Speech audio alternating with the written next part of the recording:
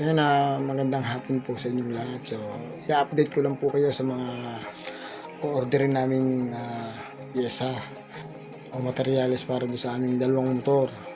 Yung isang Honda 125 at yung S1 SYM 100 Jet. Ayun. Update ko po kayo. So yan, dumating na po yung in-order natin para do sa ating dalawang motor. Yan. So 5 klase po yung orderin natin pang spray o pintura at mga iba pang pyesa. So yan, dumating na po yung isang pang spray pintura. Yan, para yan dun sa Honda 125. Yan, dumating na po. So update ko lang po kayo. Unbox po natin. Yan. So yan, yan naman po yung karburador para naman dun sa SYM 100 Jet. Yan. So i-update ko lang po kayo para masundan nyo po yung aming gagawin.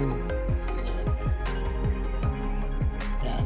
Karburador po yan, mga karis, mga kawaiti. So buksan po natin para malaman nyo po yung nangyayari sa aming dalawang motor. Yan. So yun po ay carburetor para dun sa SYM 100 Jet. Ayun. Pakita ko po sa inyo. Yan. Yan. Carburetor po yan ng SYM 100 Jet. So yan, tuloy-tuloy lang po tayo sa pag-unbox. So marami po pa yung mga order natin at gagamitin natin pyesa materyales. So yan po yung pintura para sa Honda 125. So yan, buksan po natin yan. Yan. Yan. Yan ay para naman sa sa SYM 100 Jet. Yan. Switch button. Yan, mga may wear po yan. At ito naman po ay cover. Ayan, cover po ng upuan yan. So, kaya lang medyo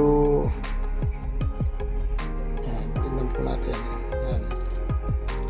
Medyo maliit po kasi yan para sana din sa Honda 125. Kaya lang hindi po kasya, maliit. Kaya dun po natin gagamitin yan dun sa SYM. Yan yung mga materials po natin. Yan. Yung carburetor, yung cover, yung switch, saka yung yan. So yan, pangalawang araw na po yan. Hapon din po, dumating na po yung iba pa nating materials o pyesa sa ating dalawang motor na Honda 125 at SYM 100. Yan. So yan, box po natin uli. So yan. Yan, dumating na po. So, kulang na lang po ng isa yung ating pang-spray o pintura. 5 klase po yan. So, 4 na po yung dumating. At ito naman para sa SYM. Yung kanyang sinilidor. Yun, para naman sa handle. Yan. Para sa mga handle po yan. Yung isa ay para sa Honda 125. Yung isa ay para naman sa SYM. Yun. Diba? So, update lang po. At i-update ko rin po kayo pagka ginagawa na po yung ating motor. Yun. So, yung Honda 125 may sidecar po yun. Yun yung pintura, yung pang spray. At ito naman step-in. Yan. Umorder na rin ako ng step-in kasi wala akong step-in. So yan, yun inuulit ko yung Honda para po sa yun, yung dating may sidecar po yun, yung 125. So kinalas po namin yung sidecar at gagawin po natin uli at i-spray nga po, kaya kinalas natin at ayusin po natin at pagagandahin po natin. Yan.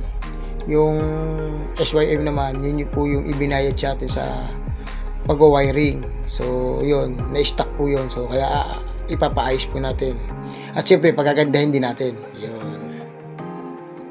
So yun, update ko po kayo sa part 2 nitong ating pag-update sa ating mga dalawang motor na Honda 125 at S1M100 Jet. Yun. So maraming salamat po sa lahat.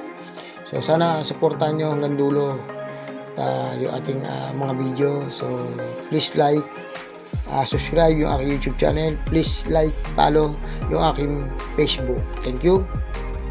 So update ko po kayo. Sana tapusin niyo po itong ating video para ma-update po kayo sa aking mga gagawing video. Yan yung aking step-in. Yun yung mga handle ng ating dalawang motor. So yan mga pyesa. Maraming salamat po sa inyong lahat. God bless po sa ating lahat.